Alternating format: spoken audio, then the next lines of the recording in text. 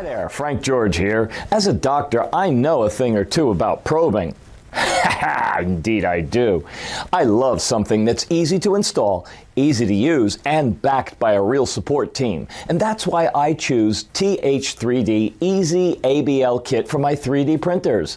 I prefer not to waste countless hours trying to figure out how to connect things to my machine when I could be printing instead. With the TH3D Easy ABL, you get technical support, easy to use firmware, quality parts, amazing accuracy, and there's no moving parts. What are you waiting for? Head over to their site at easyabl.th3dstudio.com and get one today. Thanks for watching, and as always, happy printing. The Easy ABL kit is meant for 3D printer usage only, not for medical or rectal use.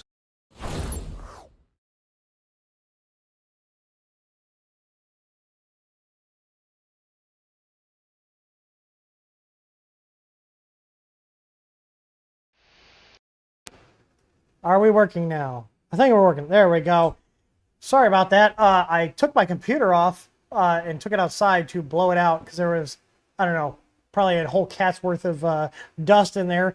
And apparently plugged the USB ports into different ports, so my audio devices have changed around. Anyways, so welcome to the stream. We do these every day, dear God, no, every week at 4 p.m. Central Time. We typically start a couple minutes late because of things going on here, and I also have ADHD, so I'm going to blame it on that. But anyways, I'm here to answer your guys' questions about 3D printers. We specialize here in FDM 3D printers, so no resin stuff. But yeah, let us know if you had any questions. Now, you do have to put exclamation point Q in front of your question, and the bot will pick it up. It will reply to you saying thanks for your question. It's been added to the queue. So if you see that, that means I have your question. It goes into a file here on my screen, so I can keep an eye on it. I will monitor the chat for replies from certain people when I'm at your question. So when you hear me call out your name, make sure you're paying attention, because sometimes I will have additional questions to try to work through your issue. So anyways, I do have one thing I want to show off. I did get one of our new shirts in right here, which are in our shop. Did you level your bed? Did you? Did you really? Did you though? So yeah, check those out. We do have a merch store. It is on our website. Now, YouTube does link to the Teespring store, and the only reason we keep that around is just because of the YouTube integration. But if you go directly on our website, we actually have a lot more shirts and a lot more options. We are actually adding more 3D printing themed merch. So we have some hats in there. This is one of the versions of like the dad hat. It's been through a little bit of rough patches. Or maybe, actually, this one I think came with it. But we have a dad hat that's similar to this style. We also have a snapback. We also have socks with our logo on it. And we also have a bunch of different shirts. I'm going to show them because we actually did add some new ones. And I'm going to give a shout out to Apulo. Apulo is the one who... Oh, and apparently my monitor also changed here. Let's see. There it goes. So there we go. So this is our merch store. The new stuff we have here, I'll just sort by latest. We do have a couple of women's tees here. Apulo gets a shout out because this was his idea for this shirt here. I think it's kind of funny. My extruder is clogged. And then all of our shirts except for these ones, this one and the little fancy TH3D ones, all have our little logo on the sleeve here. This one I'm wearing is probably one of my favorites, the Did You Level Your Bed? We also have our classic TH3D tee. We also have Afraid of Wet. If you guys ever bought a Creality printer, you'll know it doesn't say keep dry, it says Afraid of Wet. So I literally took a picture of the box, traced it all out, and now it's a t-shirt design. We got a bunch of them, so check them out. There's also the spaghetti, which is Ender 3, printing into a bowl of spaghetti. The Do You Even Benchy, bro? Got STL for people that are just asking you for your STL, bro. There's a bunch of stuff, so there's a lot of fun things in here. So make sure you check those out. If you don't need printer parts, you guys can always use shirts. So And these do directly benefit our channel and our store and everything. So, and you get to wear something that's cool. Also, if you have any ideas for shirts, let us know. I'm always open to popping new stuff in there if I think it's funny and, you know, a good design. So, or if you just have an idea, I'm pretty good at coming up with different designs. So, anyways, let's go and see what questions we have. Oh, hang on, I lied. I want to show this off. So, I have been printing fun things, and this is one of the fun things I printed. I printed this on my Ziltech Gear V2, and it's got the Micro Swiss NG extruder on there, which we sell. So if you have I put the CR10 version on there since the Gear V2 is similar to a CR10, same extrusion. I had to move the Z end stop, or not the Z end stop, the X end stop. But other than that, it was pretty cool. But I am loving how this prints. This is our opalescent color blend filament. Other companies may call it like the rainbow filament, so you can see it transitions between different colors.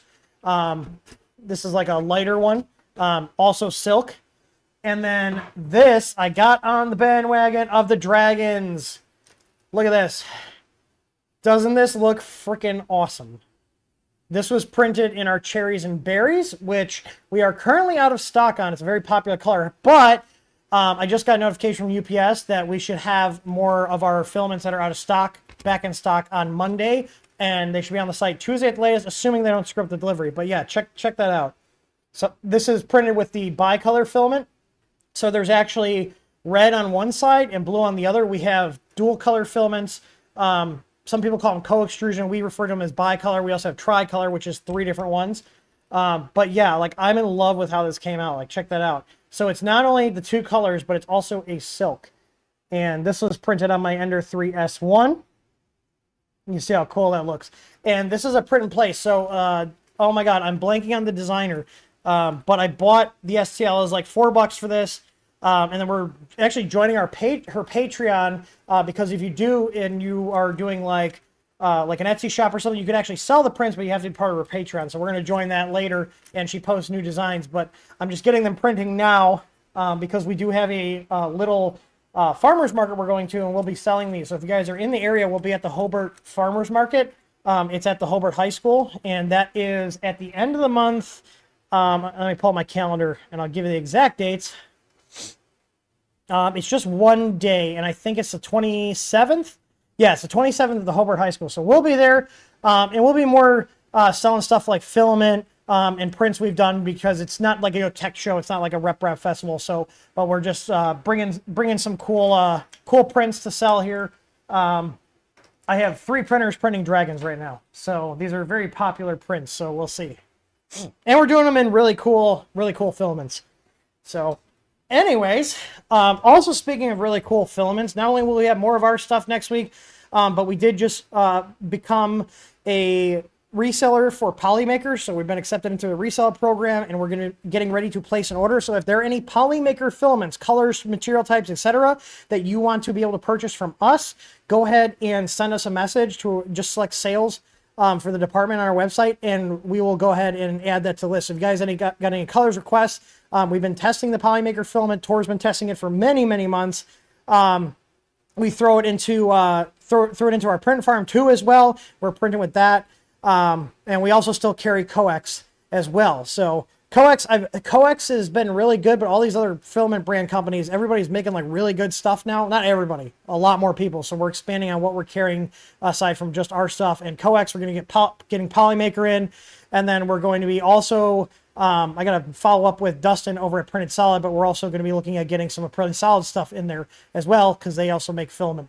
So, all right. Now we're going to jump into the questions here. I don't think I have any other tangents to go off on. I'm just looking around here. I'm hoping to have the input shaping on Marlin video done by this weekend. And if that doesn't take up too much of my time, I would actually like to get the SV06 Plus unboxed and built so we can start getting stuff done for that. So the first question I have is from JDCCC26. He said, can you please add a Core XY Mercury 1 option for the Ender 5 Plus in the firmware configurator? So we might, I'm going to say might do that later on, but for a machine like that, you're going to want to use our DIY firmware. And I'm assuming you're using our Easy Board because you're referring to the configurator, which is something exclusive to our Easy Board. You can use the DIY firmware, and you can still have the website compile it. You just have to edit the config file on your computer and then use the config file upload. The reason I can't just add it is because I don't have that printer to test the settings on. So I have a 5 Plus, but it does not have the Core XY conversion on there, and I'm not going to be converting that one to the Mercury one. I do have an Ender 5 that I'm going to be doing the conversion to, but not the 5 Plus. So that is a custom printer. You're going to have to use something that's more DIY. You know, in general, if you guys are doing conversions like that, you got to get comfortable with messing with firmware, because once you start doing major changes to your printer, you are now basically having a custom printer. Just because it started its life as a certain printer, once you heavily modify the core motion system and all this other stuff, you're going to have to get used to modifying. Now, if you don't have or want to actually go through and, you know, learn the firmware yourself, we do have paid technical support services. So, you know, think about like if you had a computer problem and, you know, you would pay a computer technician to, you know, guide you through troubleshooting or set something up for you. We have the same thing for 3D printers. So if you need help troubleshooting your 3D printer, if you need custom firmware done, we will literally set up a call with you. We'll send you a link for a video call. So we'll all jump on the video call together. We'll have a connection into your computer, so we can actually, you know, be connected to the computer at your end that's also connected to your printer, and then go through and get everything set up. So we do have that, and that level of service is only $50 for the first hour and $30 an hour after that. So if you are struggling, you just want to say, screw it, help us out, we do have that available. Just send us a contact link through our website, and we can set up a call. So we do have an actual proper scheduling page now, so you can pick a time that works best for you. It'll send you the meeting confirmation, and then once we're on the call, we'll send you the information on how to actually get us into your PC. And then once you close out our software that we use, we actually use an open source one, we will no longer have access to your computer. So still very privacy focused, and we are hosting that ourselves actually. So again, I'm very big on privacy, and having something hosted in-house that we can use not only keeps costs down, but it also gives us more privacy because it's only going through our server, which is literally about 100 feet from me in our basement. So, all right. Derry O'Neill says, hey, Tim, just wondered how the SVO6 has been treating you over time since you've had it. Any follow-up notes from experience? So, overall, I still like the SVO6. Krista's been using it, and she did have an issue with the extruder. So I actually bought a spare extruder because it's one of the parts we don't carry. They're actually really expensive, so I don't know if we'll be getting them in. I bought it directly from Solvol's website. But one thing that happened on hers, and I don't know if it's because we took it with us on our trip to the Rocky Mountain Rep Fest, and it just was, you know, vibrating and stuff, but the grub screw on the drive gear that goes on the motor inside the extruder, you have to take the whole thing apart, and there's a lot of parts. It's got a planetary gear set, it's got the dual drive gears, there's a lot of screws. Just take it apart slow if you ever have to service it. But I had to go in there and tighten that grub screw, and I actually couldn't get my Allen key in there to tighten it up without taking the extruder apart, because the arm doesn't come out far enough to actually get it in there to properly tighten it down. But other than that, it's been great. One thing we did do, because she had Chris accidentally nicked the nozzle on the print head with the snips when she was trying to get some filament off. We put our EasyFlow MK8.4 nozzle on there, and the print quality is like, it was good already, but just changing the nozzle out made a big difference. I still really like that printer. I think it's a really good bang for the buck. Even looking past the knockoff processor that it comes with and the knockoff power supply, I still think at, you know, around the 250, 260 price point, you're getting a lot of printer for the money. So, but hers has our EasyBoard V2 in there, which we do have in stock right now. So if you guys are looking for a good board for your SVO6, it's a drop-in replacement for that board. The only caveat is you do have to just make the hole where the USB port comes out, just take like a little knife or something and make it a little bit bigger. If you look at our video where we install it, you can see I took my deburring tool and just cut it out. Because we use a mini USB, they use a micro, and that hole is sized for a micro, which is a little bit narrower. But other than that, it's a drop-in replacement. So I really like the SVO6. It's even better with our power supply on there and the Easy board. It's been very reliable, and you really can't beat it. I mean, so you're spending $250, 260. Let's say $260 for the printer, you know, and then if you added our board on there, and then you added the power supply on there, you're only at like $420. And that will do everything a Prusa will do. And actually, if you're comparing it to the MK3S, which is their older one, it's actually a better setup than the MK3S in my opinion. We have an MK3S, and I would take an SV06 with our board and power supply on it over an MK3S any day. Also, for you guys that have SV06s, we do carry now the bearings that are in your hot end carriage. There's 3 of them. There's 2 up top, 1 in the bottom. And there are 4 bearings for your Z. So like in those blue end caps, there's 2 stacked bearings in the left and right. We carry the bearings. It actually takes all the same bearings for the bed, the X carriage, and the Z rod. So when we have those in there, and we also have white lithium grease because you do need to pack your bearings. And there's also a couple 3D printed things you can print that go onto the grease tube to slide into the bearing, squeeze the tube, and it packs the bearing full of grease, which is great. So, all right. But yeah, it's a good printer. I like it. So even out of the box, it's decent. You know, but I like running our boards in there. They just run a little bit better. They print a little cleaner. You know, and in terms of the power supply, I don't trust the off-brand power supplies. I've had them take out other products, you know, like fry the control boards and fry the screens and other stuff. I'd rather just not worry about it damaging it. Their stock control board's fine if it's working for you. You know, just run it till it's dead unless you really want to have our board in there, which I'm not going to complain about, but it does give you a little bit better print quality. So, but yeah. All right. So next question from Bean says, what's the best way to pin down my printer's top speed for quality prints? Like, do I just have to keep printing benchies? So the way I do it is I do a test print. I typically will use benchies. There's tons of other test prints. Everybody's got their favorite. I like benchies because I know them. I know how they should look. And the thing is, you have to understand there's multiple different things that are going to limit your top speed. Obviously, you have the physical aspect of the printer. You're only going to be able to physically move it so fast till physics takes over and it just says nope and it starts losing steps. The other thing is, and a lot of people, and this really frustrates me because it's very disingenuous, is people will post like, oh my God, look, I'm printing at 400 millimeters a second. And there's some guy that has one of those Creality K1s and he like posted that I'm printing at 400 millimeters a second. And you can see in the video, it's not running that fast. And the reason is because you could tell the printer to do 5,000 millimeters a second. It's not going to do it. And it's not going to do that because in the firmware, there are limitations that tell the firmware running on there how fast things can accelerate and decelerate, how fast it can corner. If you're running Marlin, you have the 2 main settings that will affect that are your acceleration settings and your jerk settings. So, for example, when I was doing the test prints on my Ender 6, this is over here because I needed my desk, but I was running that at 5,000K acceleration and I was running my jerk at 10. So what that means is it allows it to ramp up and down faster and corner quicker. So that's what you need to do. So you can tell your slicer to go insane speeds. Your printer's not going to do it.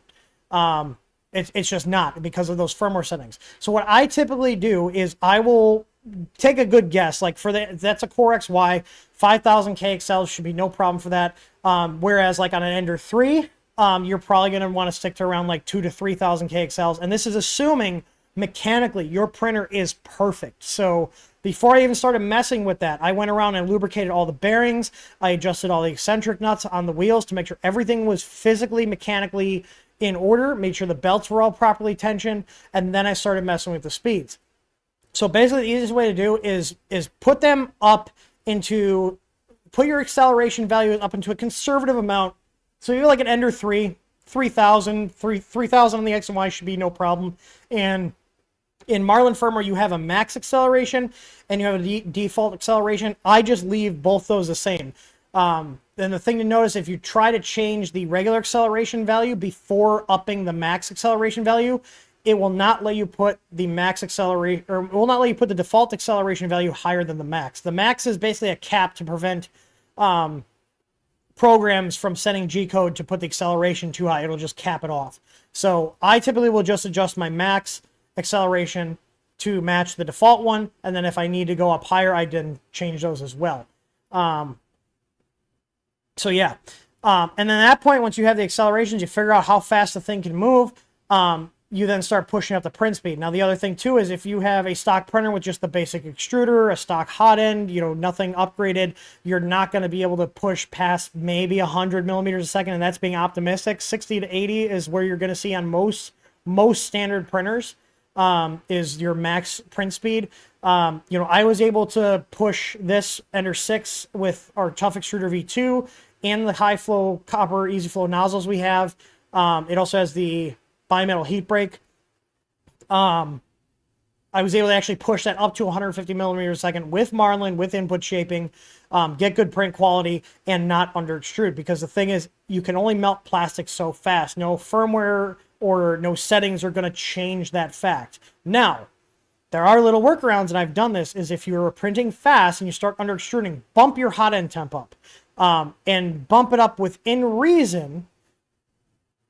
And what I mean by that is based on how your hot end's built. Now, my Ender 6, this has our bimetal heat break in the stock hot end. I can go up to 290 on that, and it'll be fine. But if you are not running high temp tubing, if you have the PTFE heat break, which is what all these printers come with, you're not going to want to go past like 235, 240 because it will start breaking down. Now, you can switch it out to something like our tough tubing, which I also have on there because not only is it higher temp resistant PTFE, but it's also tighter diameter, which is why I still use it on my all metals. But you can go up a higher temperature to compensate for that speed, if that makes sense. So that's a little workaround. I've been playing with this kind of stuff. But you can spend hours tuning it. My thing is like really at the end of the day, no matter if you're running Clipper or if you're running Marlin with input shaping, you're going to hit a physical limitation of your machine, and you got to figure out where that is. And the best way to do that is just by keep pushing it up, push it up a little more until print quality just starts to degrade or you're losing steps.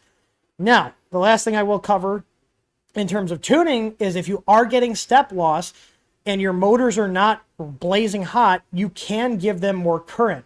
Now, if you have something like our EasyBoard V2, you can actually just go into the printer's LCD and raise the current. If you have a lower end board like the stock Creality boards or even the Creality 427 boards, you are going to have to get a multimeter out and a screwdriver while the power is on and adjust a little potentiometer on the board.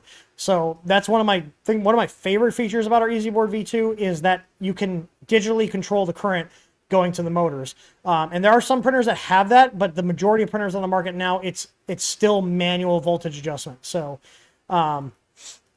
yeah. But yeah, so basically up your accels, up your jerk, do some test prints, make sure printer is mechanically sound. And then if you are losing steps and your motors are not burning hot, go ahead and give them a little more current, because a little more current is going to give them more holding power so they don't lose steps. So it's a balance of pushing everything and see what breaks. So, okay, I'm losing steps. My motors aren't blazing hot. I can give them a little more current. So I'm actually running 1 amp on each of the motors on my Ender 6. I didn't have any step loss. Now that has our EasyBoard V2.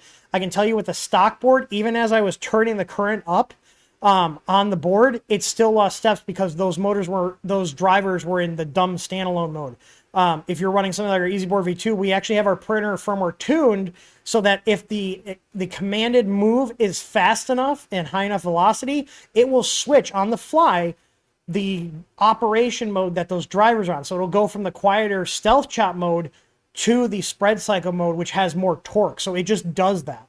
It's all tuned. So, and it's for situations like this where you are pushing the printer harder.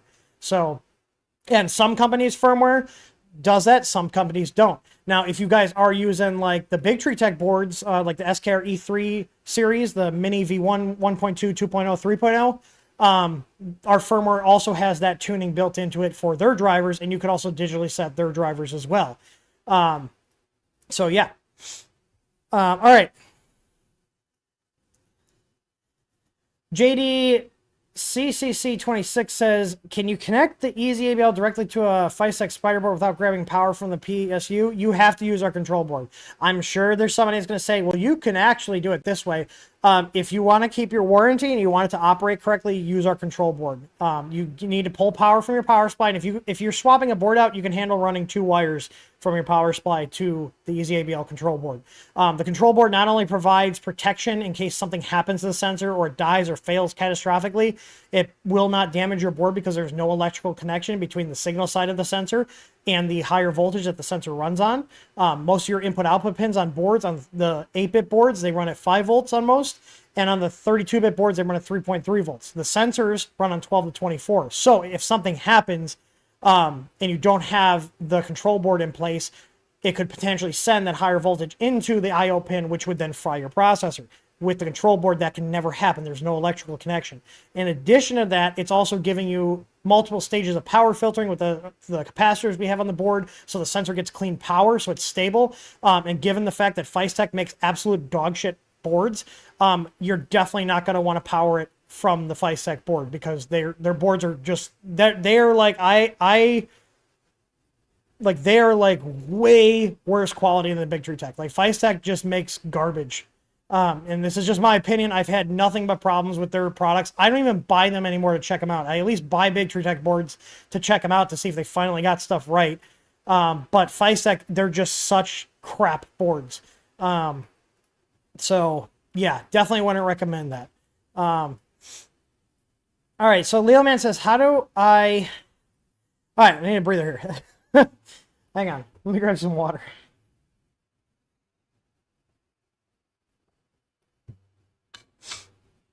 Okay, Lilo Man says, how do I calculate the configuration, stepper, motor, and distance? I don't know what you mean by that.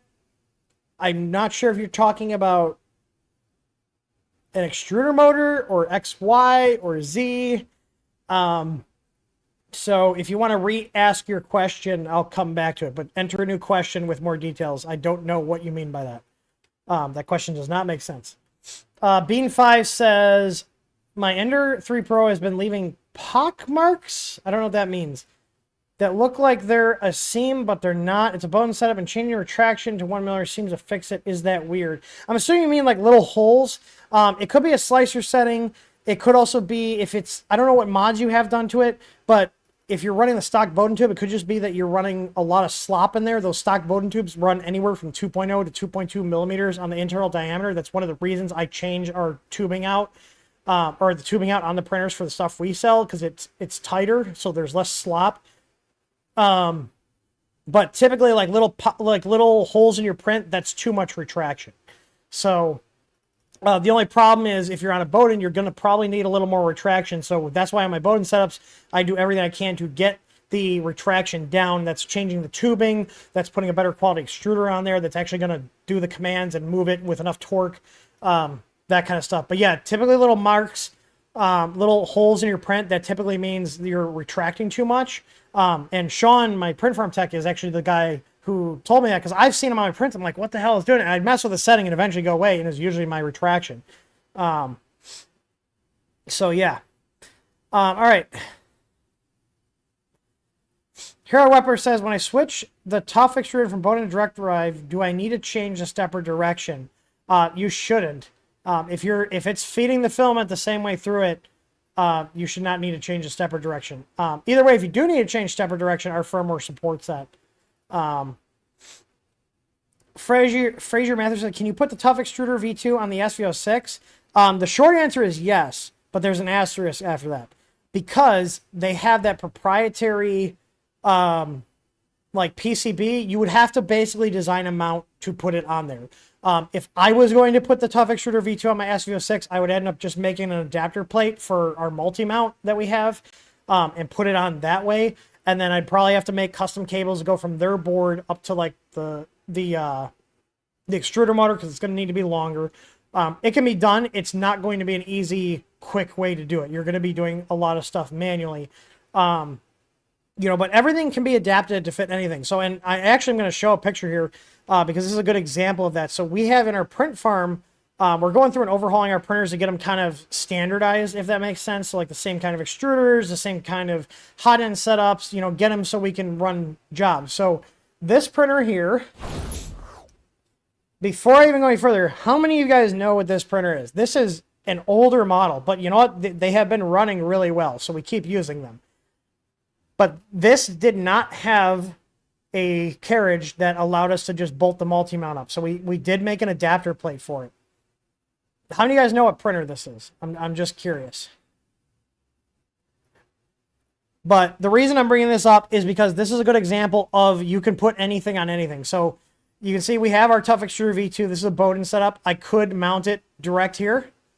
But if you see here, there's a little ABS part here that allows us to bolt our multi-mount system up to this carriage. So no one's not a clue. This was actually a TiVo Tarantula Pro. Do you guys remember these? And you know what? They've actually been decent workhorses on our farm. We lucked out and got 2 ones that just worked really well. So we're keeping them around. But yeah, we wanted to modernize them. We got rid of their stock hot end. Their hot end setup was horrible. You couldn't find parts for it. So I said, screw it. You know what? Let's just make an adapter. We're going to put our multi-mount on here. So now we got our ABL on here. We've got our 5015 on here.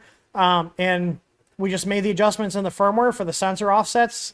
When we design these adapter plates, we try to put the hot end in the stock location, which was easy on this one because it hung off. But like, this is basically what you'd have to do is, you know, figure out what you want to use. And in our case, we use our multi-mount. There's tons of other extruders, you know, but like I said, if you want to use your Tough extruder, you could use it with the multi-mount. So we have an adapter that puts this right on top of here with these 2 screw holes here. But you can also use it in a Bowden setup. Again, you can basically put whatever parts on whatever printer. It's just how much work do you want to put into it. And at a certain point, you are getting to a custom machine, right? So yeah, but that's basically what I do. So I would probably design, if I was switching out the extruder on my SV06, I would design a little adapter plate so I can bolt that up there. I don't have plans to do it for the SV06 right now. We might. I'm kind of wanting to get another SV06 just to do some testing with, because I don't want to be taking crystals apart. So, but their stock extruder is pretty good. Like, it's got the planetary gear system. I don't know if you would see much of a difference in quality switching over to our Tough Extruder V2 over the stock one on the SV06, because they did do a good job on that printer. So it's one of the reasons it's one of my favorite machines on the market right now. Like, I like it more than the Ender 3. I have been loving the Ender 3 for, God, years now, and the SV06 finally came along and bumped it out of my favorite spot. So, still love the Ender 3, but in terms of newer models, the SV06 is hard to beat. So,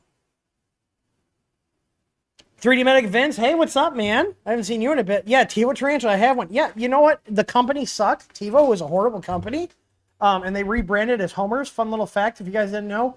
The company was horrible, but but the printers were halfway decent. At least the ones I got. I guess I got lucky. Maybe I got ones that were made on a Monday instead of a Friday. Justin Dybels asked me how do you like the Easy Neo light diffuser I made? I haven't had a chance to print it yet. I actually wanted to load that up with our frost filament, which I have somewhere in here, which is it's like a slightly transparent ABS. And I wanted to print it with that and just see how it looks with that. I really kind of like it too because it gives it added protection. So if you have like kids and stuff that are gonna screw with it, it gives it a little cover. But yeah, Justin made a little light diffuser for our Easy Neo strips. Nemo Griff says, get Polymaker to set you up with giveaways. I did hear they like giving away stuff. I'll have to ask them. But either way, we're going to be carrying them. I like their filament. They're at a really good price point too.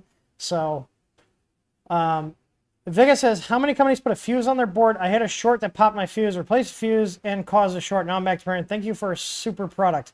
Well, I appreciate it. A lot of other companies do put fuses on them. The one complaint I will say, and I don't know if I have one in my drawer here, but companies like Big Tree Tech, they put like 20 amp fuses on their boards that have power supplies that only can put out up to like 15 amps.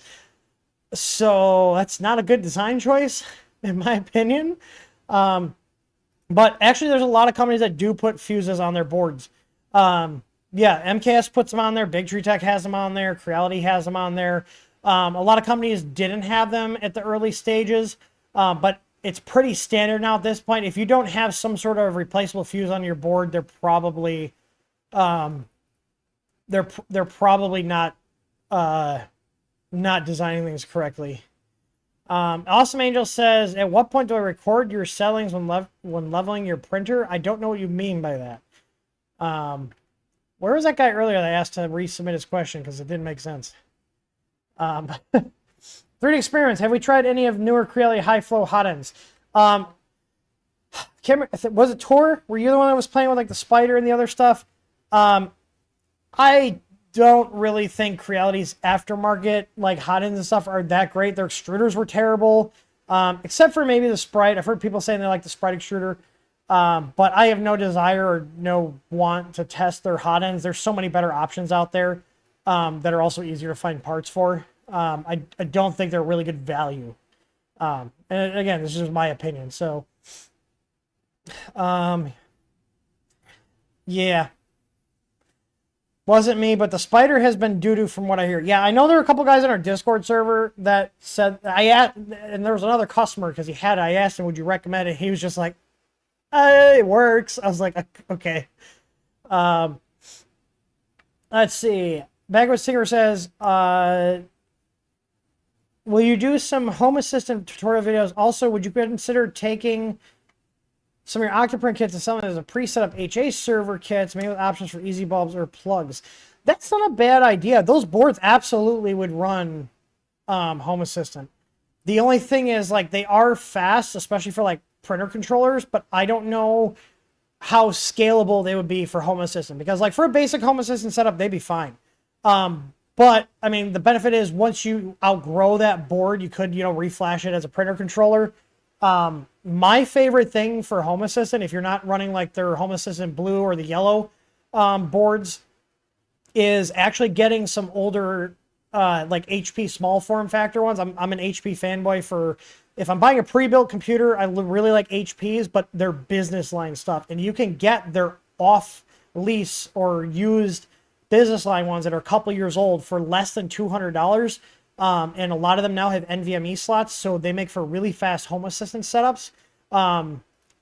If anything, that might be what I would do, is see if we can get a good source to get a reliable source of, like, the older ones that we could come in at a lower price point and have them pre-set up with Home Assistant.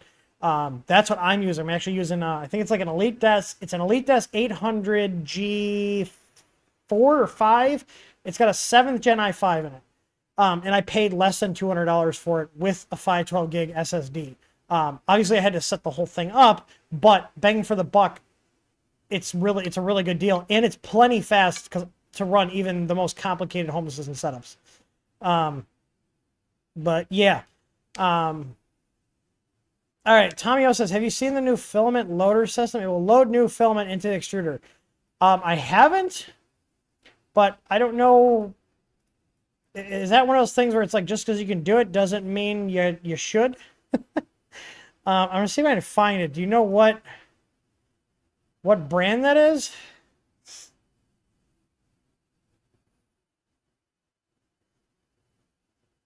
I'm trying to find here. Yeah, 3D Experiments. He says, yeah, Lenovo, Dell, HP all make these tiny desktop PCs that are really cheaply refurbed. Yep. I run 4 printers on mine with Proxmox. Yeah, they're really cool, and they're really affordable.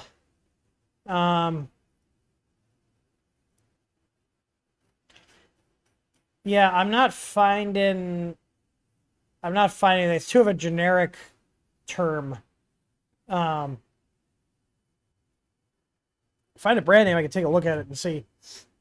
I've seen a lot of weird like upgrades and stuff that people do, and some of it's like, oh, that's cool, and other ones it's like, that is way overcomplicated and feels like it creates a whole new host of problems. Like, yeah. Because there was that one where it had that wheel of nozzles. It was for like changing colors or something. Like, dear God, the amount of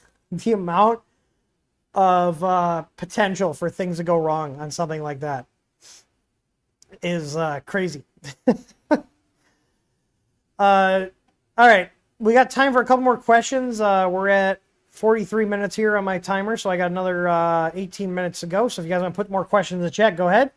Julio raises the last one in the queue, so I don't have any other questions. And I just got back, so I don't have the dogs. I don't have the dogs out here, but I can go grab them and give them their treats. I do have their bag of treats here. They're in the house right now. But anyways, Julio Reyes says he just picked up a Sears and S5 in a trade and wanted to upgrade stuff. I bought an easy ABL. What can you suggest for upgrades? So I have actually built quite a few CR10 S5s for customers. I do not own one, but I've built custom ones for people. Bed leveling's a must on that printer. The bed's so damn big. Get the Kinovo heater. Get it. The Kinovo heater is a must on that printer. That printer's stock bed only has a 300 by 300 heater. It's literally a stock CR10 bed bolted to the bottom of a 500 or 508 by 508 plate. So you only get heating in the middle. So the Kinovo heater is a big one. Those do pull a ton of power though. So I'm talking like 10 amps ton of power. So they are a big power drop. But in my opinion, that's a must have on that printer. If you want to use a heated bed, which prints that big, you're going to need a heated bed. I would probably do something like, I'm assuming you're printing bigger stuff. I'd probably do like, if I had one and I was building for me, I'd probably do our multi-mount on there with our, either the Orbiter V2 or the Tough Extruder V2. And if you want to spend money, I'd probably go with another Slice Engineering Mosquito Magnum, which I have in my 5 Plus, which I like. It's taken apart right now because the fan died. The hot end's been fine, but the fan that came with it died. Or if you want something a little more economical, our Tough Hot End V2 with the high flow upgrade kit. And I would definitely run at least a 0.6 or maybe even a 0.8 nozzle on there and put a copper nozzle in there and have an extruder like our Tough Extruder V2 or the Orbiter V2 that can just push filament. Yeah, if I had a printer that big, it's not going to have a 0.4 nozzle on it. That's what I would do. I would do dual 50-15 fans, put the ABL on there, definitely put a filament sensor on there. You're going to need it. If you're going with Orbiter V2, you can use our filament sensor with Orbiter V2, but they do have a really nice one that integrates with the top of the extruder. I will say though, if you are going with the Orbiter, you're gonna have to extend the motor wires and the filament sensor wires because the ones that come with it are too short for any printer that's bigger than 300 by 300. I had it on Bertha until Bertha got killed on the way back from Rocky Mountain, and the wires were about a foot too short to get to my control board. So, and if you have the S5's control box, still, you're going to need even longer wires. Now, I don't know how much you want to spend in terms of time, I probably would also get rid of the control box. There's plenty of conversions to basically raise the printer up a little bit and mount all the electronics and stuff underneath the printer. I would do that personally, just because I hate dealing with the CR10 control boxes now. They were okay when they came out, but after having multiple printers with them, I hate having those standalone control boxes. So, all right, we got like 14 minutes left. We try to keep these to an hour. You guys better have some questions in the chat when I get back. I'm going to go grab the doggos because they got to get their treats at the end. So I'll be right back. I'm going to go grab the doggos.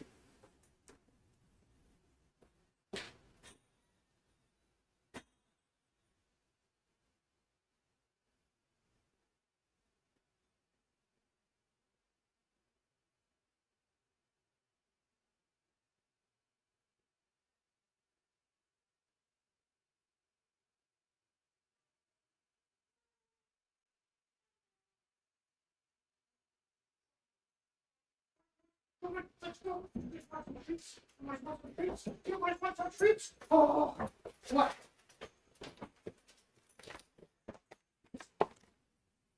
All right. I had to get them hyped up. I am back. And we have two questions. Julio says, it does have a board underneath. Do you have a configuration for your Mosquito on your multi-mount? I don't really mean by configuration, but it's just E-steps for whatever extruder you're using, thermistor settings, which we have all those settings in our firmware for any board, not just ours. If you're looking for like, hey, these are the parts to do it. Oh man, I'm out of shape. I just ran to get the doggos. Give me a second here.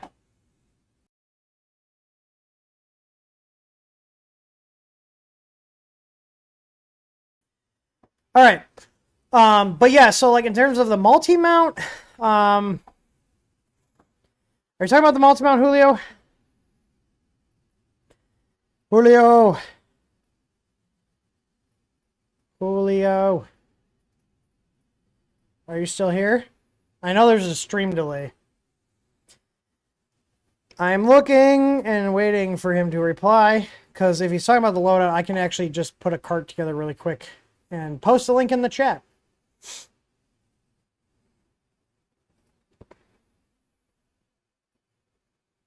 Bueller.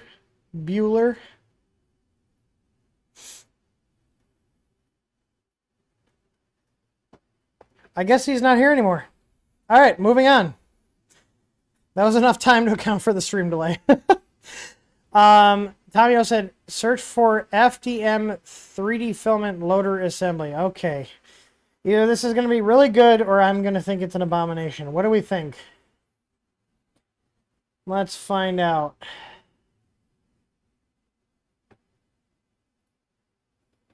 All right.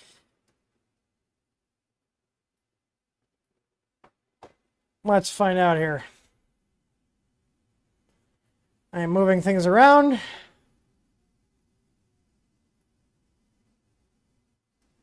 Let's see.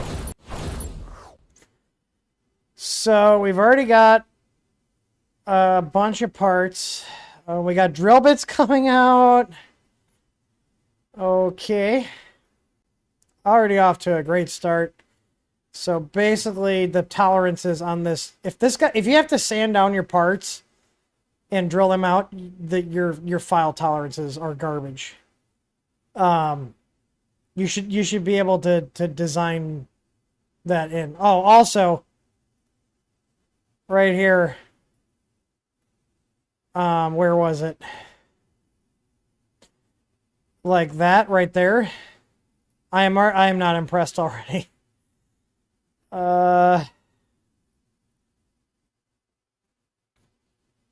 Jeez.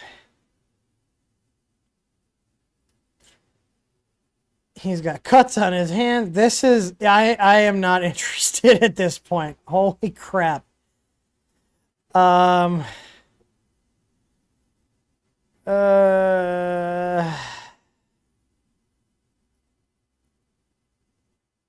Okay, let's just see what it does. This is a 40-minute video on how to put this thing together.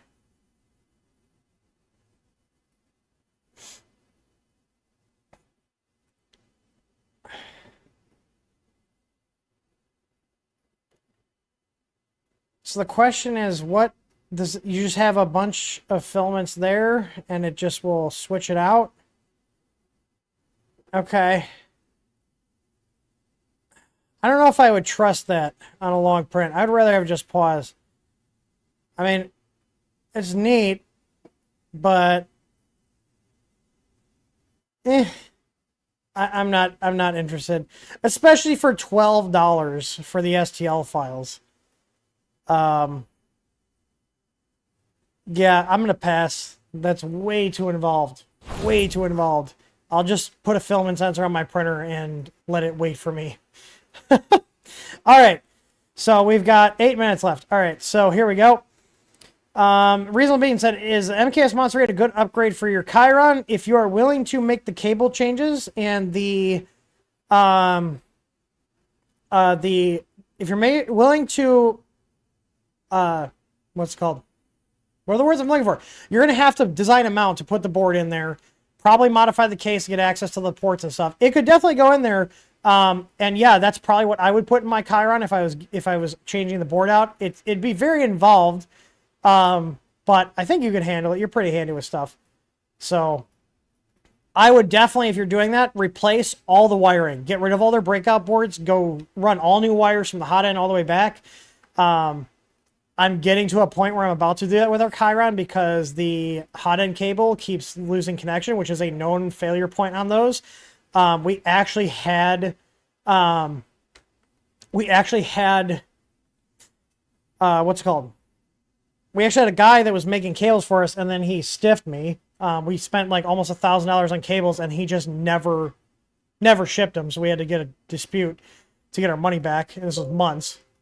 So yeah, that's what I would put in there. But again, you're going to have to do some modifications to the printer to get in there. But once it's in there, then it's easy to swap it out if that board dies or you want to change something out.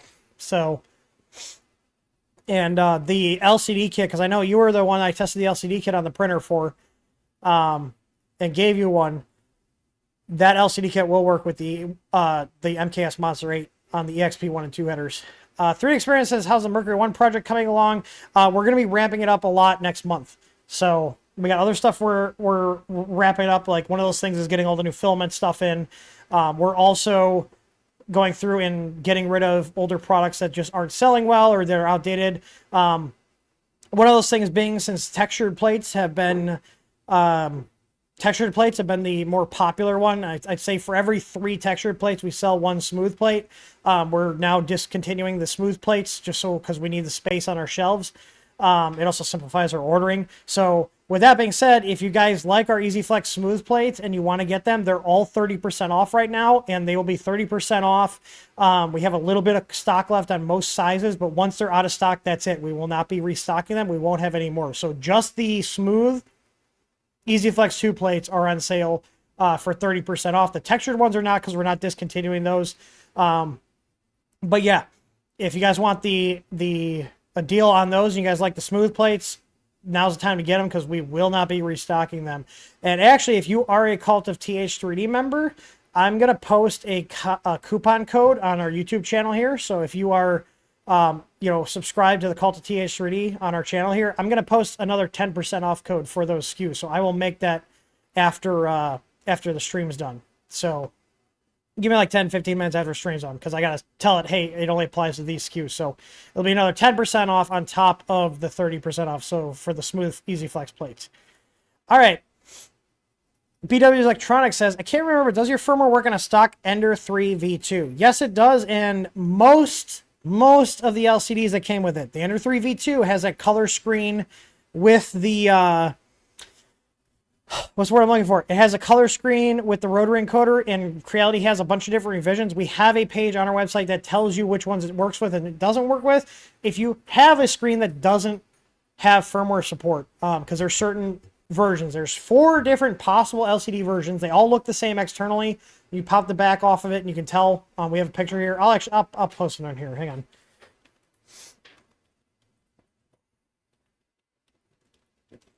I'm pulling it up right now. So it's an article called Creality Printers Color LCD Types. If you have one that's not updatable, we do have a conversion kit to get rid of the screen and put the 12864 on there. And at that point, you treat it like an Ender 3 in terms of firmware setup. So, but there we go. There's here. So the View E and TJC LCDs, you cannot update them. So if you have a D-Win and a Dockeye LCD, this is what they look like. Yours might have a sticker over here. You see I peel it off. I was trying to see what processor it was. These two can be updated, and they work with Marlin and our firmware. If you have this View E one, okay, or this TJC, you cannot update it. So you just, if you want to change the firmware out, you're replacing it. And as far as I know, Creality has not released the source code to drive these. So, yay, more e-waste because they're using crap. All right, last question here. Or sorry, 2 questions. These will be the last questions, so no more questions. So Edvin says, my NEMA 17s are making high-pitched noise even when not moving after I switched to an SKR board. Do you have an idea what the problem could be? You're probably in what's called stealth or spread cycle mode, and I'm assuming you're using TMC drivers. If you're in spread cycle mode, the motors will typically make a higher pitch whine sound. The only motor you should have in spread cycle mode is your extruder motor. Those should always be in spread cycle mode because you need the extra torque for the extruder. X, Y, Z typically are fine running in stealth chop mode. So that would be a firmware setting. Most of the Big Tree Tech boards support control of the drivers over UART, as long as the firmware is set up to communicate over UART, which means you can change the mode they're operating in from the printer firmware. And Wesley Phillips says, do you ever use a touchscreen interface or always keep printers in Marlin mode? I'm assuming you're talking about the Big Tree Tech screens. Now, I don't have any printers that are my production everyday printers I use with the Big Tree Tech touchscreens. I have our test machine has the Big Tree Tech touchscreen just because I want to make sure our firmware works with the Big Tree Tech touchscreen. I don't use it in production. I only use it for testing. So, and even then, If I am like running a test print on that printer because I'm like testing a customer board, I just leave it in Marlin mode. Their touchscreen firmware is very buggy. I'm not a fan of it. I think Tor posted it in our chat we were having. Someone made a firmware, like a bare bones firmware for those screens to just run them in 128/64 mode. So, yeah, in general, I don't like those because I had one of those screens fry one of my boards years ago. So I'm a little sketched out, but it's Big Tree Tech, so I can't really be too surprised that their stuff screwed up, right? All right, now it's time for the giveaway. And while we're doing the giveaway, I'm going to be giving the doggos their... Oh, look at... Do you see him? I said doggos. He knows he's a doggo. So does Comet. I just said doggos. I didn't say I was giving you anything. All right, well, to celebrate our new little internal brand that we're going to be launching once we get the Mercury One stuff going, and eventually our own kit printer by the end of the year. That's the goal I'm shooting for. I hope we can hit it. We're going to use the command Remo Labs because that's where we're going to be putting all of our cool new stuff under, is the name Remo Labs. So it'll be Remo Labs by TH3D. So there we go. We're going to go ahead and open the giveaway. And while we're doing that, we're going to give the star, we'll give you both a treat. Remo, come here. Come on. Here's the baby. Look at this beautiful boy. Yeah, Comet's like, I'm cute. Oh God, he's pushing me back. You good boy. Maybe we could bring you to some of the events. No? He's like, as long as I get food. As long as I get food. Should we get a little vest? Be like, hello, I'm Remo. Give me pets. Give me treats. Oh, do you guys want this? Huh? You guys want this? You need to sit. Good boy, Comet. Speak. Give me a woof. Good boy. You guys want another one? No? Yes? Remo, shake. Good boy. Comet, shake. Good boy. All right. I need to get back to the desk, guys. Come on. Come on. And then I get to go do landscaping work because we're putting new mulch down. I actually got to go to Menards. I'm just curious in the chat, how many of you guys here have Menards by you, and how many of you guys love Menards? Because I gotta go get more mulch. God, I hate doing landscaping. All right, we got 22 seconds. MK Labs got Menards. Ben Howard's never been to the Menards. Oh, if you can, it's like a Midwest thing. I highly recommend it. I love it. And they have 11% back. So I'm spending, hundreds of dollars on mulch, but I'm getting 11% back so I can buy more stuff, like more dog treats, or, they have milk and cereal. They have like a little grocery section. Imagine like if Home Depot and Lowe's had like a little grocery section and then a pet section. That's Menards. It's amazing. I love it. The only thing I don't like is they don't actually, which I think is weird. Home Depot lets you bring your dogs. Menards doesn't let you bring your doggos, just service dogs. Comet's shoving his nose in my lap. Do you want up? Do you want up? Come here. I know. Yes, I know. Whoa! Yeah, look how big. Do you guys remember? How many of you guys remember when he was a tiny puppy? Huh? What happened? What happened? We're no longer a tiny puppy. No longer a tiny puppy. Should we pull the giveaway? Comment. Should we see who won? Do you want to see who won? Yeah. Oh, he's like 65 pounds. He's big. Remo's like 80. All right. Let's see who won. You guys ready? Drum roll. Pick a winner, and the winner is Joe Galaska. Joe, are you here, Joe? Joey. Hey, Joey.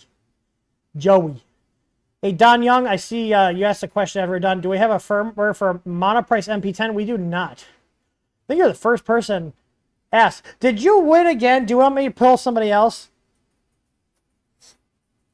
Do you want to pass it on to somebody else? Since you won? Should we have it so you can only win once a month or something like that? Oh, that was going to be nice. Hey, stop barking. All right, we're going to go ahead. All right, he's going to let us, we're going to pick another one. I haven't been to a Tractor Supply in a bit. All right, we're going to pick another winner since Joe is awesome. JDCCC26. He gave away his first one also. Aw. You're a nice dude. JDCCC26. I hope you're still here. Bueller. All right, JDCCC. Send me an email with just like, I don't know, like I say this all the time, like a little screenshot of like, you know, click the little account thing in your, like in the YouTube thing in the upper right hand corner and just send me a screenshot of that to streams@th3dstudio.com and then I'll get your gift card sent out. For you guys that are Cult of TH3D members, I'm going to go ahead and make a code to give you another 10% off the already discounted Smooth Easy Flex plates. So if you guys want to get the dibs on the Smooth Easy Flex plates, they're all 30% off, and once they're gone, that's it. We are discontinuing the smooth ones just because the texture ones are more popular. You know, it doesn't make sense to keep carrying them when they're taking up a ton of shelf space and they just don't move as fast as the texture ones. I like both of them, but you know, you guys are the ones that determine what we carry. So just because I like them doesn't mean we're going to keep carrying them. So anyways, you know what I'm going to do? I was wondering. Yeah, because I just realized that I never sent that out because I never got, so JDCCC, I'm going to send you a $40 gift card because Joe is going to, Joe never claimed his. So yeah, if you guys don't send us an email, I can't send you it. I can't get your email from your YouTube profiles here. So send that over and I'll get that out to you. Anyways, I hope you guys enjoyed the stream. I hope you guys all learned something. And as always, happy printing. I will see you on the next one.